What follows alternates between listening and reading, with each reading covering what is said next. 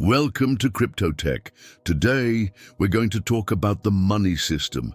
Ever wondered how money really works? How did we get from trading goats for grain to buying digital art with Bitcoin? The story of money isn't just about coins and notes, it's about trust, technology, and power. Today, we're diving into money's incredible evolution, from the dawn of civilization to the crypto revolution that's reshaping our financial future.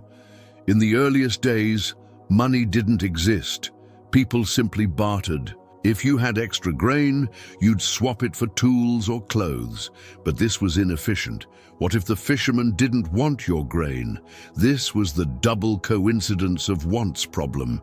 It made trade complicated and limited economic growth. To solve this, societies adopted commodity money, things like shells, salt, cattle, or later, precious metals like gold and silver became accepted for their inherent value. They were durable, divisible, and widely desired. This was a huge step forward, a universally accepted medium of exchange. Imagine carrying a cow around to buy your groceries. Not very practical, right? That's why smaller, more portable commodities like gold and silver became popular. But carrying heavy gold was risky and inconvenient. So the next great leap was representative money, paper notes that represented gold held in a bank vault. You could exchange your paper for actual gold. This system, known as the gold standard, brought stability for centuries. It allowed for easier trade and economic expansion, as people could carry lightweight paper instead of heavy metals. However, in the 20th century, especially after 1971, most countries abandoned the gold standard. Money became fiat currency. Fiat money isn't backed by a physical commodity like gold, but by government decree, or fiat, and the trust people have in that government. Dollars, euros, yen.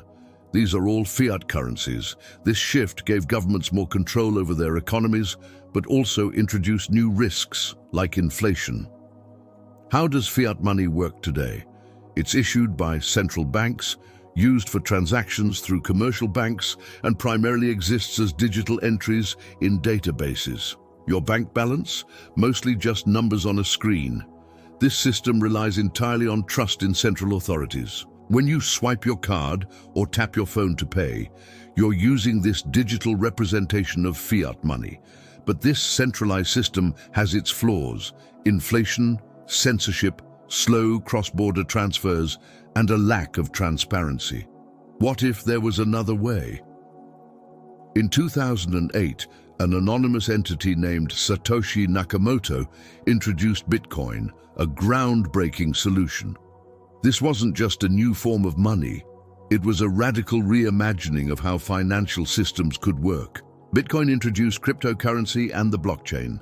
This wasn't fiat money, it was decentralized digital money. It used cryptography for security and a distributed ledger to record transactions without any bank or government in control. It's a peer-to-peer electronic cash system.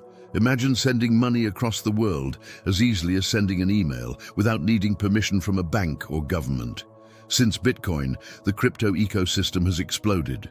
We now have thousands of cryptocurrencies like Ethereum, enabling smart contracts and decentralized applications.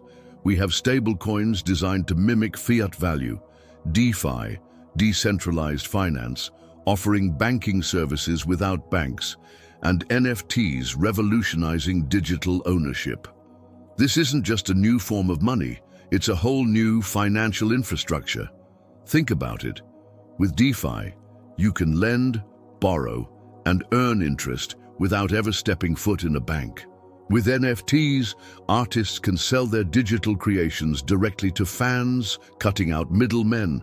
These innovations are reshaping not just how we use money, but how we think about ownership, value, and financial services. So, how is money working now, and where is it headed? We're at a crossroads.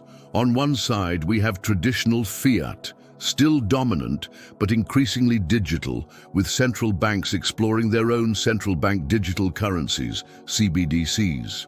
These would be digital fiat, still controlled by governments. Imagine a digital dollar issued directly by the Federal Reserve, potentially giving the government more oversight into financial transactions.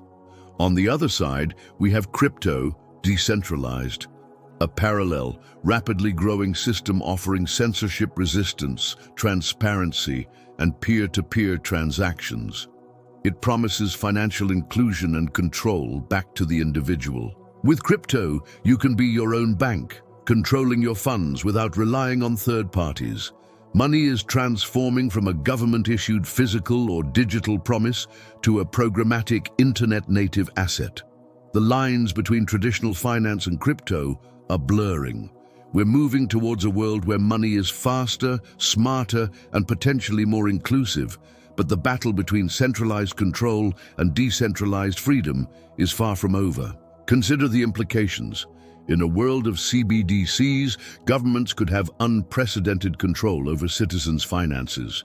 They could potentially freeze accounts, set expiration dates on money, or even program it to be spent only on certain items. On the flip side, decentralized crypto offers freedom from such control, but comes with its own challenges like volatility and regulatory uncertainty. This evolution isn't just about technology, it's about power. Who controls the money supply? Who has access to financial services? How private are our transactions? These questions are at the heart of the ongoing transformation of money. As we look to the future, we're likely to see a hybrid system emerge. CBDCs might adopt some blockchain technology for efficiency, while cryptocurrencies could become more regulated and integrated into mainstream finance. The key will be finding a balance between the benefits of centralization, stability, consumer protection, and decentralization. Privacy, individual control. Imagine a world where you can instantly send money to anyone, anywhere, without fees or delays. Where you can access complex financial services from your phone, regardless of your location or social status. Where your money retains its value, protected from inflation by mathematical algorithms, rather than central bank policies. This is the promise of the crypto revolution, but it's not without challenges. How do we ensure financial stability in a decentralized system? How do we protect consumers from scams and hacks? How do we balance privacy with the need to prevent illicit activities? These are the questions that regulators, developers, and users are grappling with as we navigate this new financial frontier. As we wrap up our journey through the evolution of money, from shells to smartphones, one thing is clear. We're living through a pivotal moment in financial history. The decisions we make now about how we design and use money will shape the economic landscape for generations to come. What do you think is the future of money? Will CBDCs integrate with blockchain, or will decentralized crypto truly become the global standard? Let me know your thoughts in the comments below. Don't forget to like this video and subscribe for more deep dives into the world of crypto. See you next time.